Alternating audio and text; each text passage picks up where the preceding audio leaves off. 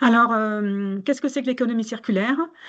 Donc, c'est un modèle qui consiste à produire des biens et des services de manière durable, en limitant la consommation et le gaspillage des ressources, et en limitant également la production de déchets. Donc, les mots-clés qui sont associés à l'économie circulaire, c'est la réparation, pardon, le réemploi, la remanufacture, le rétrofit. Donc là, je souhaitais vous présenter les acteurs de ce parcours pivot. Donc, tout d'abord, ce parcours bénéficie du soutien financier de la métropole de Lyon et de l'ADEME Auvergne-Rhône-Alpes. Il est piloté par France Cluster, qui est un réseau des clusters au niveau cluster et pôle de compétitivité au niveau national. Et nous avons donc OPO, qui est un cabinet conseil spécialisé dans l'accompagnement des mutations industrielles, qui animera le parcours, au moyen d'ateliers individuels et collectifs, mais ça, Simon vous le présentera dans un deuxième temps. Et puis, nous avons également Kickmaker, donc qui intervient dans le design et l'industrialisation de produits, qui interviendra en complément sur quelques modules. Et donc enfin, nous avons la ruche industrielle qui est partenaire de ce parcours, car elle a déjà accompagné une grappe d'entreprises les années passées, dont Olot, qui va intervenir au cours de ce webinaire. Donc là, je vais vous présenter. Alors, on a partagé le PowerPoint de présentation. Est-ce que vous le voyez? Oui, c'est Oui, bon. très bien. Alors, donc, le déroulé du webinaire. Tout d'abord, on aura un petit mot d'introduction de la métropole et puis de l'ADEME. Ensuite, Simon et Agathe nous présenteront le déroulement du parcours pivot. Et nous aurons le témoignage de Emmanuel Chabanex de Olot. C'est une entreprise qui a expérimenté le parcours pivot, donc avec l'accompagnement de la ruche industrielle. Et puis, un dernier temps d'échange avec les participants au webinaire, puisque c'est important de recueillir votre regard, pouvoir répondre à vos questions. Et ça pourrait être, bien sûr, il pourrait y avoir par la suite des échanges plus individuels pour approfondir, voilà, peut-être des cas particuliers. Voilà, donc je laisse la parole à Laureline de la métropole de Lyon. Bonjour à tous, donc je m'appelle Laureline, je suis chef de projet économie circulaire à la métropole de Lyon. Donc juste rapidement, pourquoi nous, la métropole, on a décidé de soutenir ce parcours avec un cofinancement qui permet de réduire le reste à charge pour les entreprises pour deux raisons. C'est parce que l'économie circulaire, ça va devenir un impératif dans les années à venir parce que c'est un modèle qui permet de consommer moins de ressources et on sait que les ressources vont se raréfier. On parle souvent du cuivre, mais en fait, tous les métaux, il y a un certain nombre de métaux qui sont classés critiques par l'Union européenne et même ceux qui ne sont pas considérés comme critiques, qu'on peut considérer qu'il va y avoir des effets rebonds. Donc, il va y avoir des enjeux sur les matières et en fait, la circularité va s'imposer dans tous les domaines, mais à un horizon qui peut être assez lointain, qui peut être 10, 20, 30 ans selon les secteurs d'activité. Et en fait, nous, ce qu'on a vu dans les entreprises qui ont pivoté vers des modèles circulaires, c'est que ça met quand même du temps, parce qu'en fait, il faut réinventer la façon dont on travaille avec ses fournisseurs, avec ses clients. Et donc, en fait, si on attend d'être au pied du mur pour se lancer, eh ben, c'est un petit peu tard. Et donc, c'est important de se lancer dès maintenant. Ça peut être sur des petites parties, ça peut être sur juste une gamme, un produit sur 1%, 2%, 5% du chiffre d'affaires, mais pour être prêt pour tester ces nouveaux process, pour qu'au moment où il y a vraiment un enjeu, on est au pied du mur, on puisse avoir déjà testé et pivoter rapidement. Schneider Electric, qui sont un des une des entreprises phares sur la question de la circularité. Ils ont commencé il y a 18 ans à travailler sur le sujet. Donc ça, c'est la première raison, c'est qu'on veut que les entreprises de notre territoire soient prêtes à migrer vers ces nouveaux modèles quand ce sera vraiment un impératif. Deuxième chose, c'est qu'on aimerait aussi utiliser les exemples qu'il va y avoir pour faire du plaidoyer, pour montrer que ces autres modèles sont possibles, notamment au niveau national. C'est-à-dire qu'accompagner 10 entreprises à migrer, c'est bien. Montrer que ces autres modèles sont possibles et qu'à terme, ce soit inscrit dans la loi, c'est encore mieux. Et dans notre monde idéal, mais on verra, je ne sais pas si dans les représentants qu'il y a aujourd'hui, on aimerait bien avoir des gens représentatifs de différents secteurs industriels. Sur le territoire de la métropole, on a beaucoup de la mécanique, de la métallurgie, de la chimie, de la pharmacie, du bâtiment, de l'industrie textile. Et on aimerait en fait montrer que dans tous ces domaines, on peut faire du circulaire. Ce n'est pas réservé à un domaine d'activité. Voilà. Alors, si je peux compléter du coup en deux mots, mais ça va rejoindre le message de Laureline. Du coup, moi, je suis Julia Otavi, je suis ingénieure à la direction régionale Auvergne-Rhône-Alpes de l'ADEME, donc de l'Agence de la transition écologique.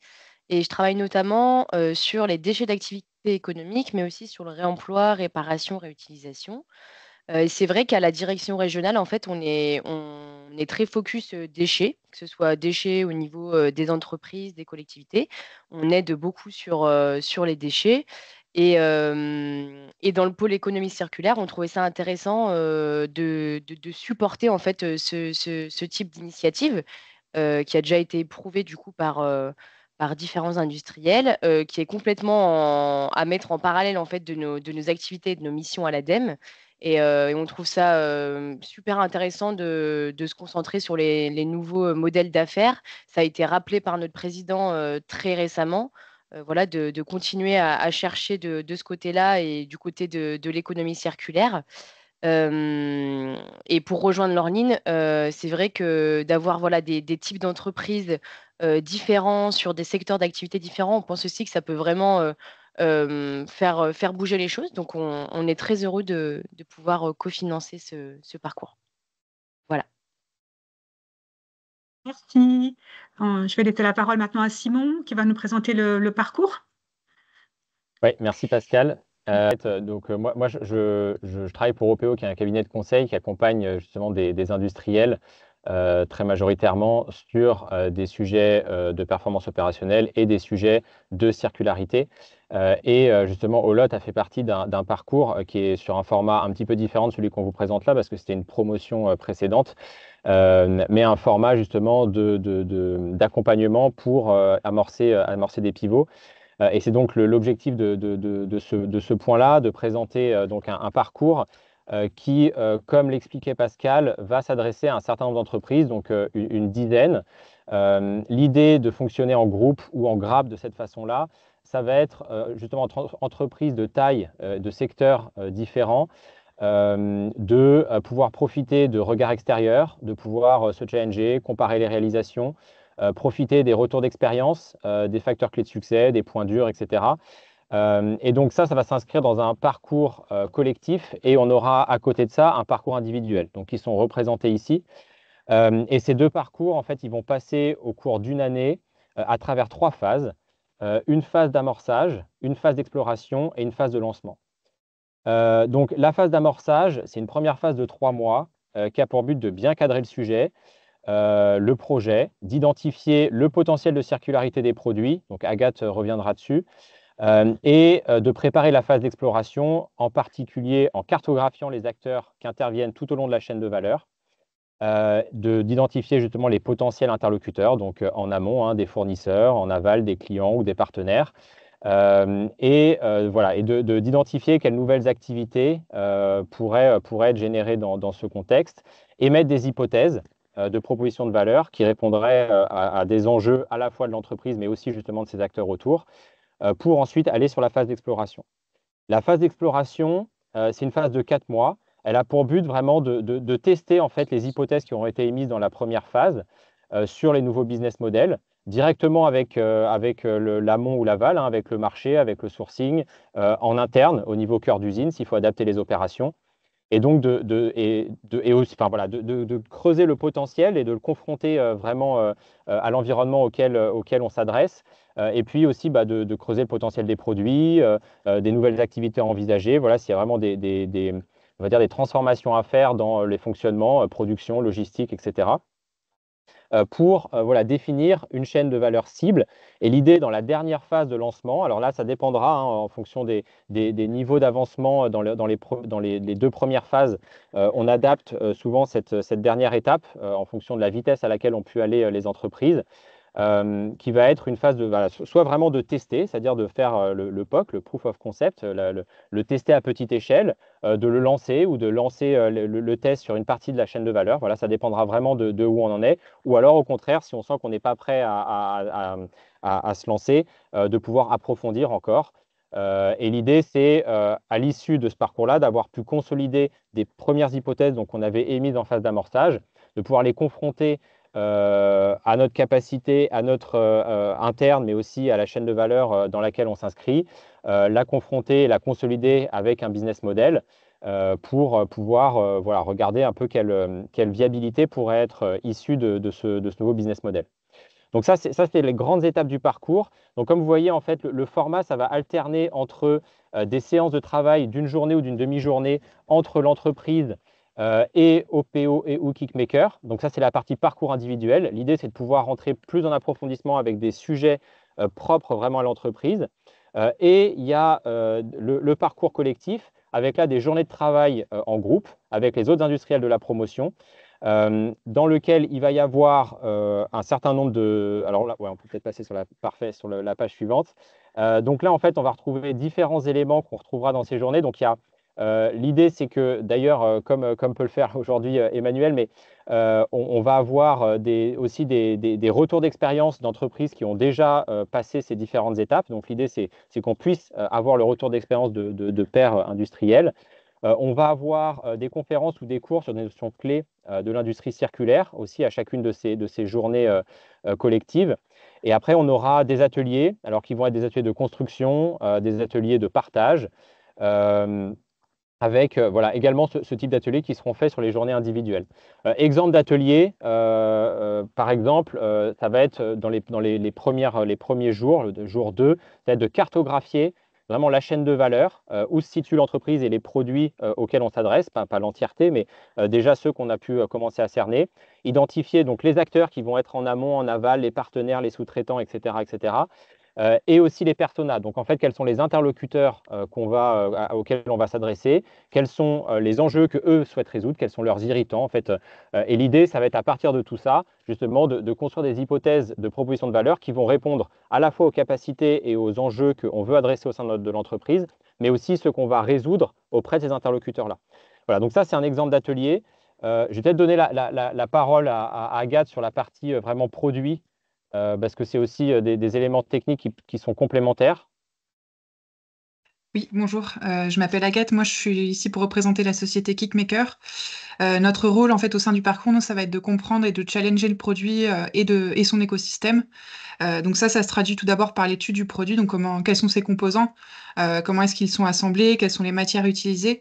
Donc on utilise des outils comme la Disassembly Map par exemple, qui nous permet d'identifier les composants critiques, que ce soit en termes de durée de vie, en termes d'impact environnemental ou de valeur économique.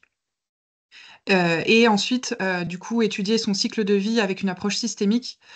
Donc, ça consiste à challenger en fait les différentes parties prenantes qui permettent de mettre sur le marché ce produit. Donc, que ce soit les fournisseurs, les partenaires, les transporteurs, mais aussi les utilisateurs. Et à partir en fait de l'ensemble de ces données, on va identifier quels composants du produit peuvent être réintégrés dans une boucle de circularité, à quel moment on peut les récupérer et comment. Et tout ça dans l'objectif de trouver des opportunités pour les réintégrer dans de nouveaux modèles économiques. Voilà. Merci. Bon, voilà, on vous a décrit les grandes lignes là du parcours. Donc, si après il y a des questions plus spécifiques, on y répondra avec plaisir. Mais l'idée, c'était voilà, de laisser la parole à un retour d'expérience. Donc, Emmanuel, si tu veux prendre le relais. Tout à fait. Bonjour à toutes et à tous. En premier lieu, j'ai demandé à Ludovic de me rejoindre et d'assister. Donc Ludovic Jancoff, effectivement, responsable occasion. Et on va dire ce projet, alors qui n'est plus un projet qui s'appelle le Restart Center, a été monté à deux.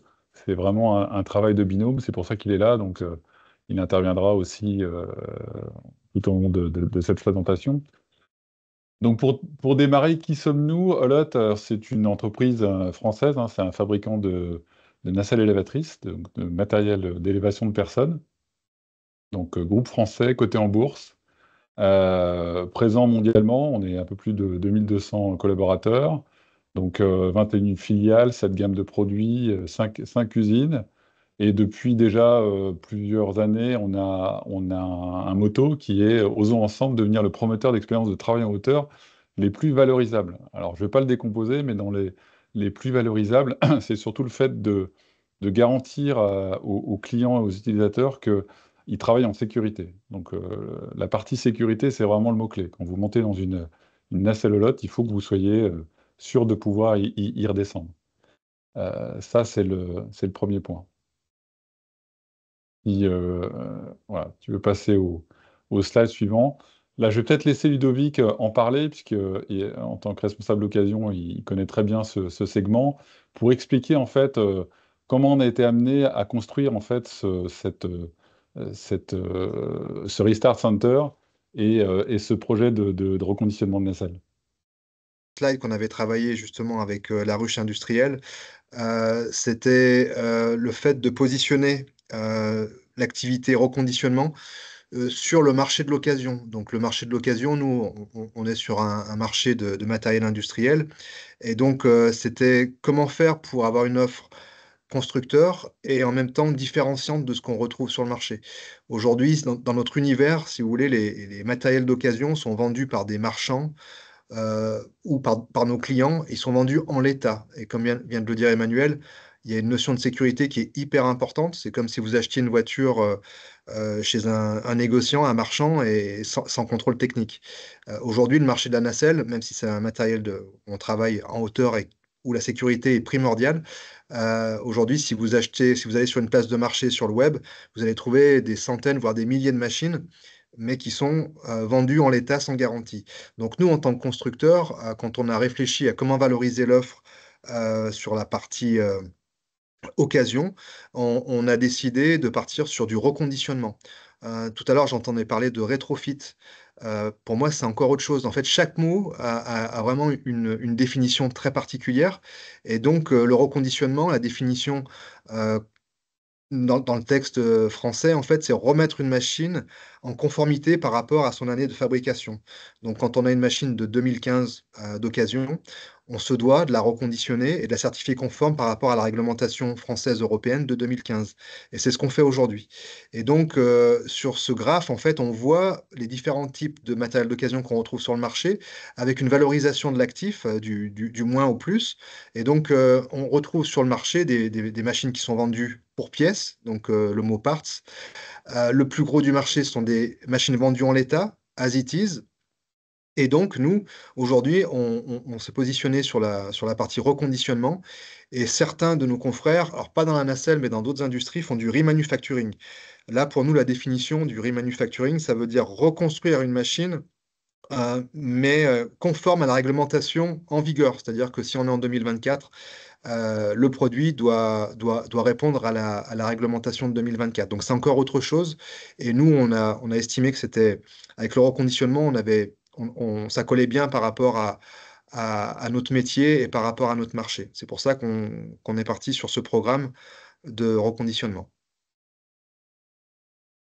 Je sais pas En si... fait, oui, on est en complément. Pourquoi on s'est lancé en fait dans cette activité de reconditionnement? Bah, à la fois pour satisfaire une demande client croissante sur du matériel d'occasion reconditionné.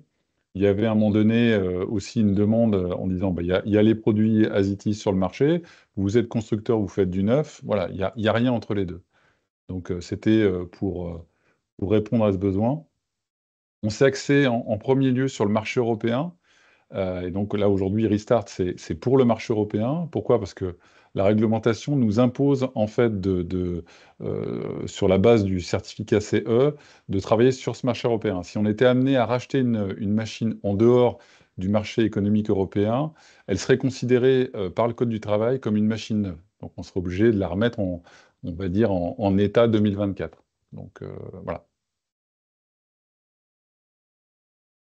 Donc là, notre offre aujourd'hui, si on la compare à ce que peuvent faire les compétiteurs, donc que ce soit les brokers ou la partie vente aux enchères, donc effectivement, on fait un reconditionnement, donc c'est une remise en état qui passe par un certain nombre de points de contrôle. Il y en a plus d'une cinquantaine sur notre offre. Donc l'autre rachète les machines à nos clients et on les reconditionne. Donc ça passe par de la réparation, du changement de pièces, notamment sécuritaire. On fournit avec la machine un certificat de conformité de machine d'occasion, une garantie constructeur, alors qui n'est pas équivalente en fait à la garantie du neuf, mais on fournit quand même une garantie. Et on a la chance en fait d'avoir un réseau de filiales, je parlais de 21 filiales, 9 en Europe, qui assurent le service après-vente de ces nacelles.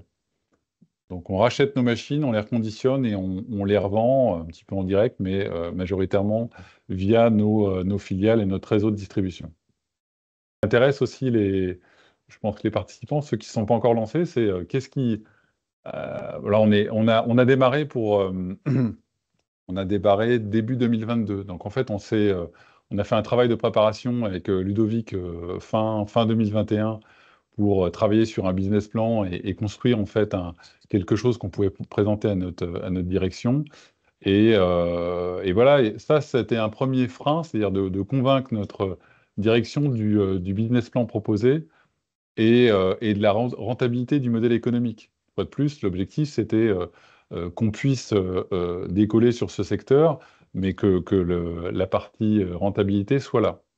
Donc, alors c'était pas une rentabilité attendue les premiers mois ni les premières années, mais voilà, on a construit en fait ce business plan pour arriver à ça. Donc, il a fallu convaincre d'y aller. Ensuite, je dirais que le deuxième frein, c'était faire adopter en interne cette nouvelle offre et donner confiance à notre force de vente. Quand vous avez en fait une force de vente qui est habituée à vendre du neuf depuis plus de 40 ans et que vous arrivez avec des produits d'occasion, donc compliqués à expliquer que ce type de produit peut être pas équivalent au neuf, mais avoir tout à fait les propriétés et garantir de la sécurité par rapport à ça. Donc ça, c'est aussi faire adopter. Donc beaucoup de communication autour de ça, et c'est encore le cas aujourd'hui, hein. Je pense que la communication est clé dans ce type de projet. Et pour la partie, on va dire, un peu plus interne opérateur, c'est aussi faire changer progressivement les habitudes prises par nos opérateurs qui étaient habitués, on va dire, à assembler des machines neuves avec un degré de finition, comme vous pouvez imaginer, neuf. Donc c'est un vrai changement de conduite euh, et donc c'est les amener à voir différemment, à réfléchir en fait comment réparer le produit.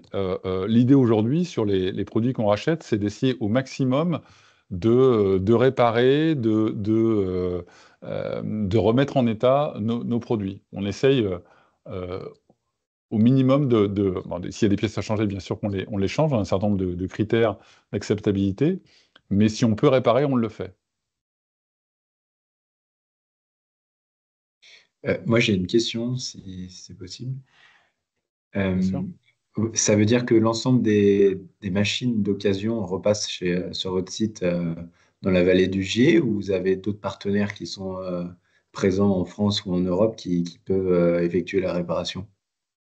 Alors en fait, alors le Restart, il est pour l'instant unique là en France. Donc tous les produits effectivement reviennent ici, effectivement dans la vallée du Gier.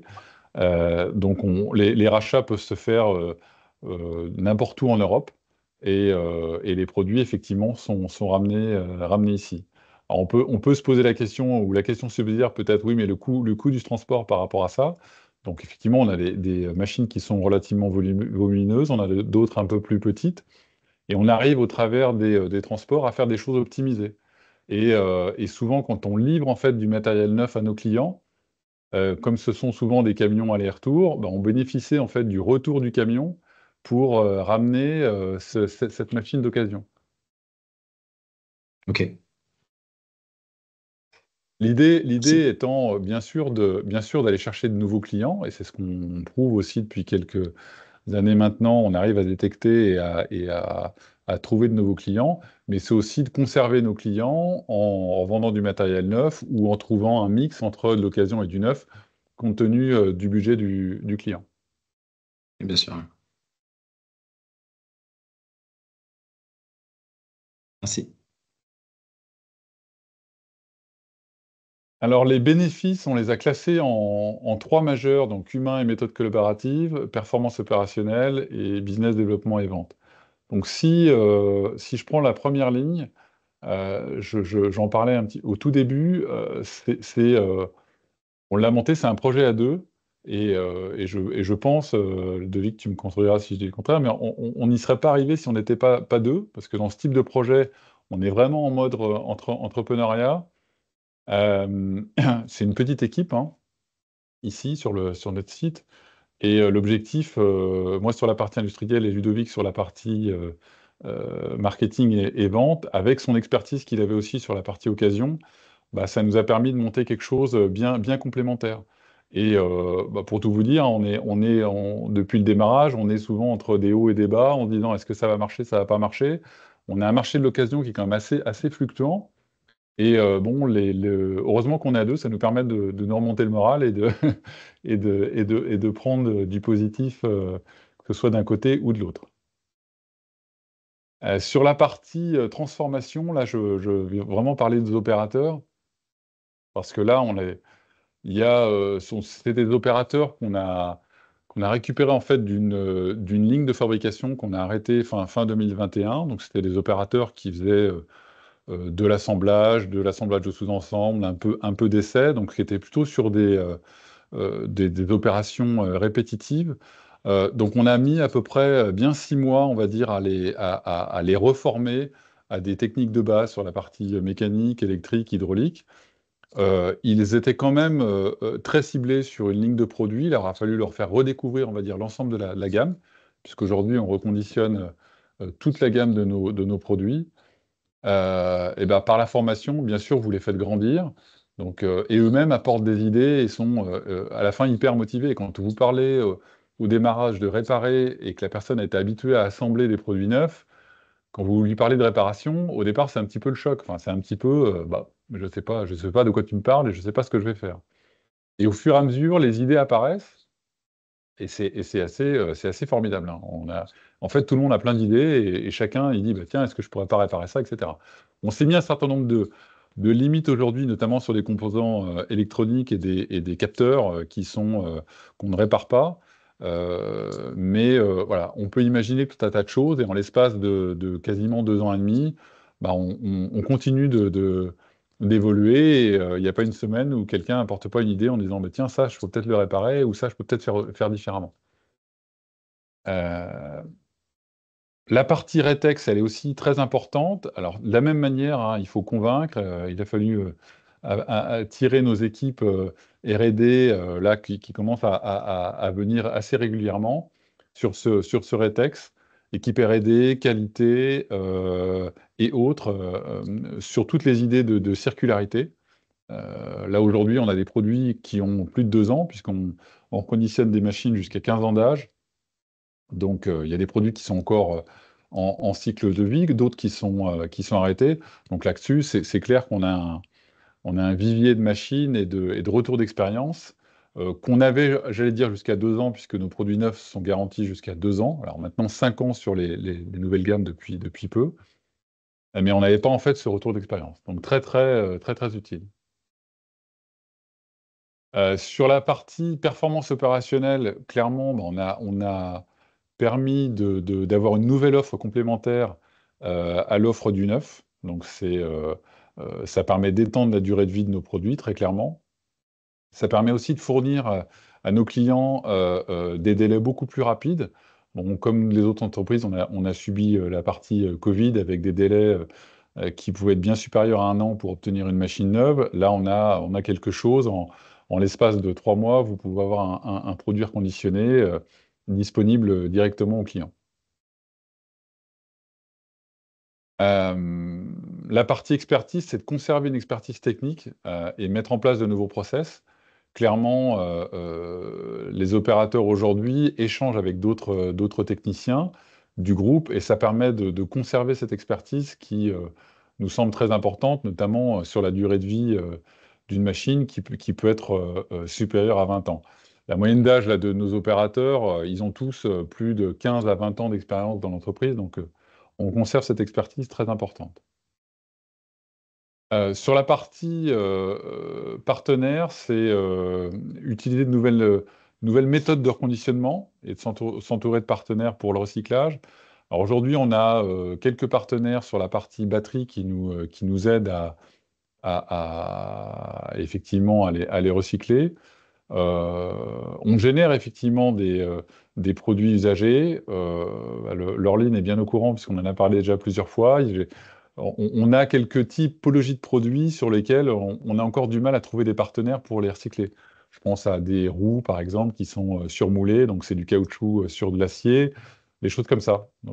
Donc aujourd'hui, on cherche des partenaires locaux ou européens qui pourraient nous aider et je sais que sur du pneumatique, c'est recyclable, l'acier bien sûr, et le caoutchouc sur d'autres types de pratiques.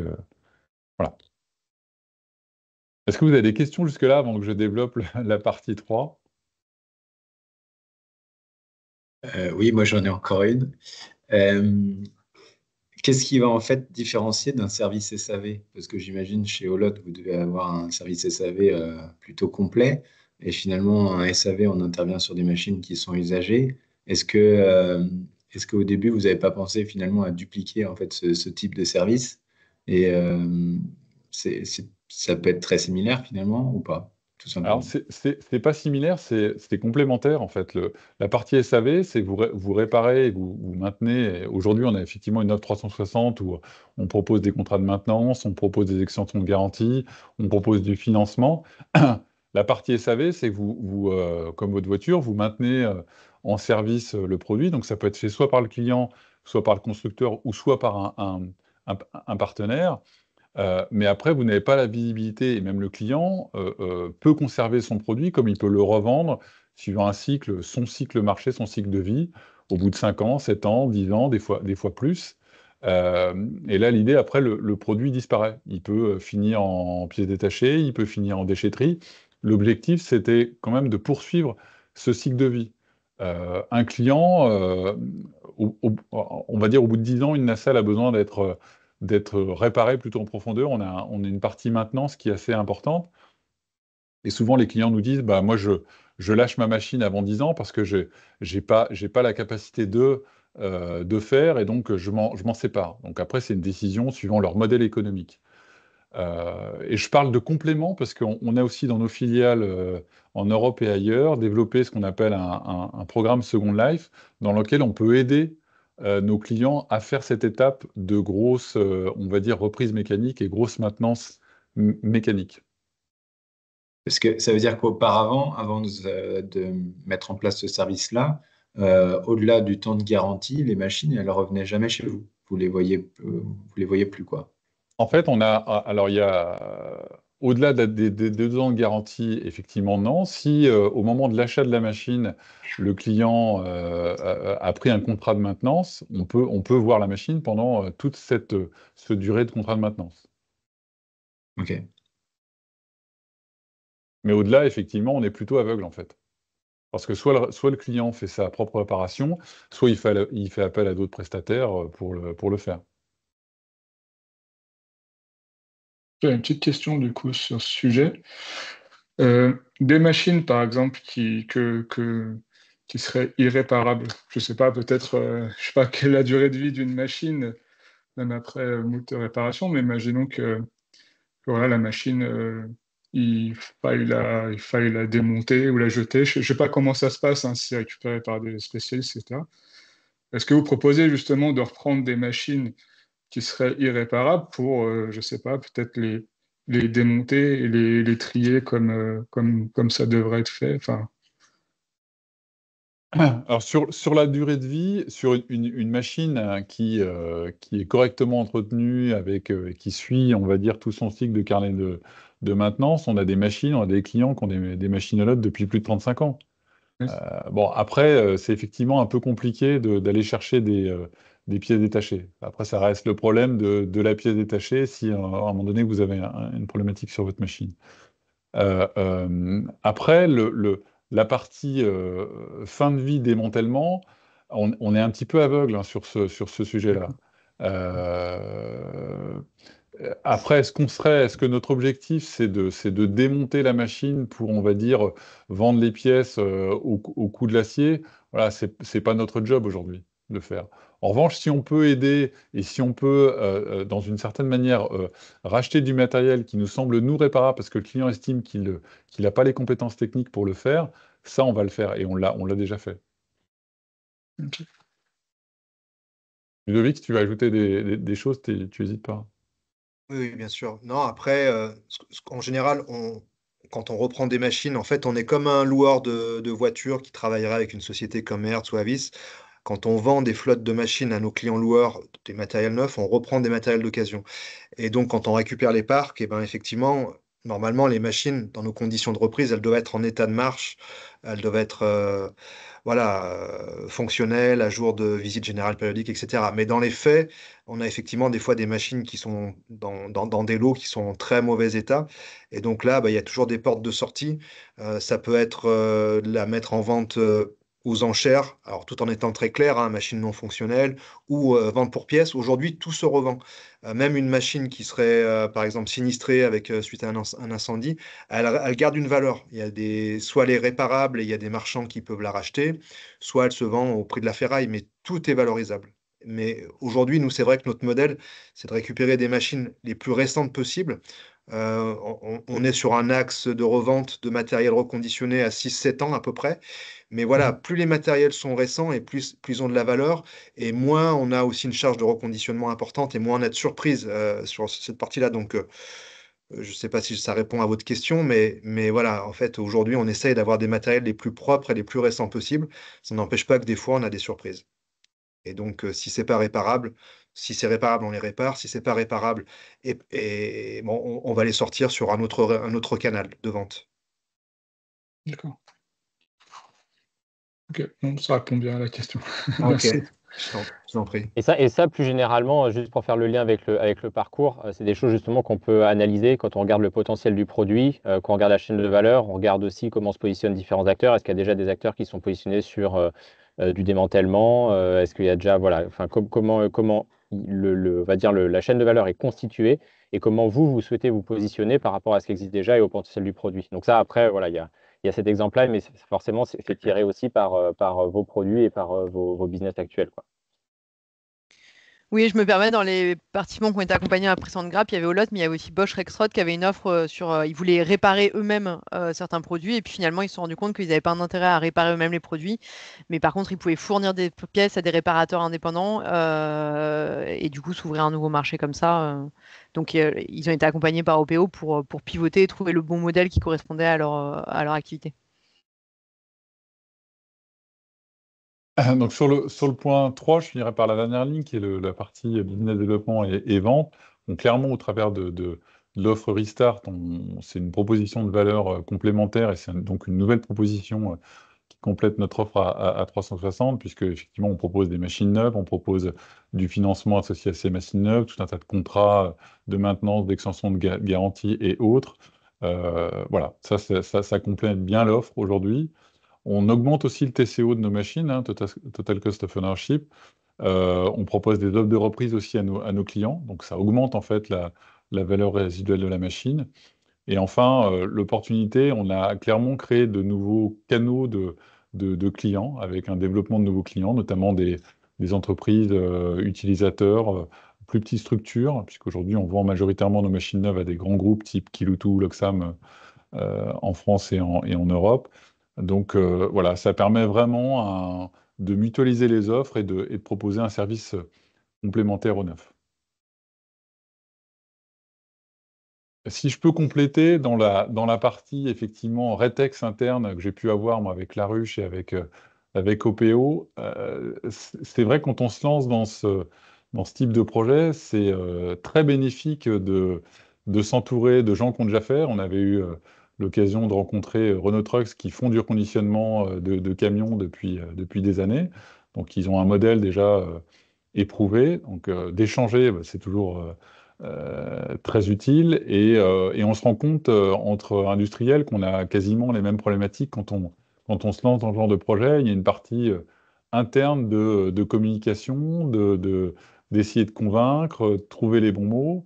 Et quand vous entendez ça et que vous avez des arguments les uns les autres, de toute façon, sur ce type d'échange et de réunion, vous sortez jamais, entre guillemets, indemne, et vous sortez toujours avec plein d'idées. Donc c'est vraiment, moi je pousse à faire ce type de travail. Voilà pour ma part. Je ne sais pas si vous avez des questions ou des compléments ou des remarques.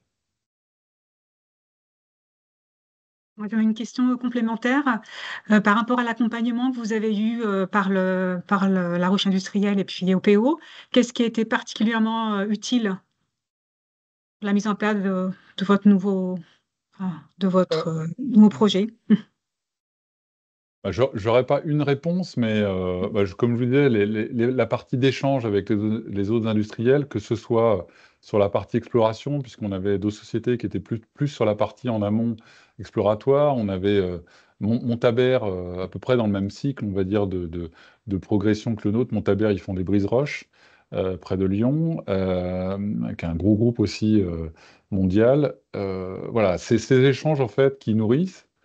Avec OPO, c'est aussi, on a travaillé pas mal sur la VSM, donc Value Stream Mapping, pour justement remapper notre process. Donc ça éclaircit aussi les choses et ça permet d'avoir un regard extérieur. Voilà, les différents échanges, je vous dis, avec les industriels dans le cadre de la ruche et pas que industriels, hein, au global, tous les intervenants qui ont pu nous accompagner pendant cette grappe. Est-ce qu'il y a d'autres interventions, questions? Non, moi j'ai peut-être une question sur déjà, est-ce que vous avez des entreprises prêtes à s'engager là sur le prochain parcours? Et puis j'avais vu une notion de chiffre d'affaires minimum. Est-ce que ça a disparu? Enfin voilà, est-ce qu'il y a une taille d'entreprise à avoir pour pouvoir se lancer dans ce projet? Le temps à dédier, vous l'estimez à 10 à 20% d'un chef de projet, mais enfin concrètement, enfin, pour les entreprises qui ont participé, c'est combien de temps à engager sur ce type de démarche? Déjà, actuellement, nous avons trois entreprises qui sont partantes là, pour le parcours, pour la prochaine promotion. Et effectivement, on demande une participation aux entreprises. Donc, c'est en fonction de leur chiffre d'affaires. Et en fait, cette participation, elle va de 5 à 15 kilos euros. Donc, ça, on pourrait vous donner plus précisément les montants. Après, en termes d'investissement, c'est vrai qu'on demande à ce qu'il y ait une personne qui suive, en fait, qui soit référente du parcours au sein de l'entreprise et puis qui participe aux ateliers régulièrement. Après, Simon, tu peux peut-être apporter un complément sur le temps à consacrer. D'ailleurs, sur la taille des entreprises, c'était très lié aussi au temps à y affecter parce que, comme pouvaient en témoigner Ludovic et Emmanuel, enfin voilà, il y a quand même un sacré quantité de travail à faire. Et c'est vrai que si on est dans une trop petite structure et que on a ça comme énième projet à suivre en parallèle, ça peut être compliqué de pouvoir mener à bien le sujet.